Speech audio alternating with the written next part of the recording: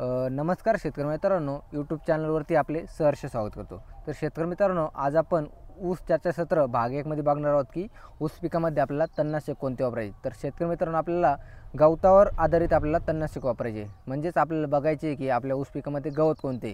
तर शेतकरी मित्रांनो, तुमच्या ऊस पिकामध्ये कांगरेज असो किंवा इतर झाडपाला कधी असला तर आपल्याला टाटा मेट्री आणि 2,4-D या जोडीचा वापर करायचा आहे। तर शेतकरी मित्रांनो, टाटा मेट्रीचे प्रमाण आपल्याला 500 ग्रॅम प्रति एकरी घ्यायचे आहे आणि 2,4-Dचे प्रमाण आपल्याला आपल्या ऊस पिकामध्ये गवताची उंची बघून घ्यायची। गवत कधी आपले छोटे छोटे असेल तर आपल्याला 500 मिली प्रति एकरसाठी घ्यायचे आणि गवत कधी आपल्या ऊस पिकामध्ये मोठं असेल तर आपल्याला 1 लिटर प्रति एकर याचा वापर करायचा आहे। आणि शेतकरी मित्रांनो, त्यानंतर आपण बघू शकता की आपल्या ऊस पिकामध्ये लवाळा असो किंवा चिकटा असो किंवा बेटच गवत असो, म्हणजेच लांब पानाचे गवत कधी असले तर आपल्याला सॉइल कंपनीच्या त्रिशुक या तणनाशकाचा वापर करायचा आहे। याचे प्रमाण आपल्याला 1200 ग्रॅम प्रति एकरी वापरायचे। आणि शेतकरी मित्रांनो, आपल्याला त्रिशुक कधी नाही भेटले तर आपण UPLचे ट्रिस्कलचा आपण वापर करू शकतो।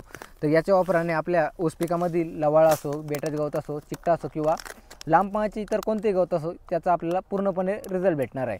आणि शेतकरी मित्रांनो, आपले जे तणनाशकासाठी वापरण्याचे जे पाणी आहे ते कधी खारे असेल तर त्यासाठी आपल्याला डेकोरस या पीएच बॅलन्सरचा वापर करायचा आहे।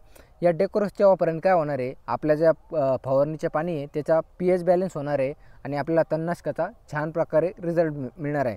आणि शेतकरी मित्रांनो, त्यानंतर आपल्याला एक काळजी घ्यायची की आपण जेव्हा फवारणी करणार आहोत तर त्याआधी आपल्याला आपल्या ऊस पिकाला पूर्णपणे पाणी देऊन घ्यायचे, ओलावा आपल्याला लागतो। आणि शेतकरी मित्रांनो, त्यानंतर आपण तणनाशक मारल्यानंतर पण आपल्याला 4थ्या किंवा 5व्या दिवशी परत पाणी सोडायचे, त्यामुळे आपले जे कुडमुडं राहिलेले गवत आहे ते पूर्णपणे जळून जाईल।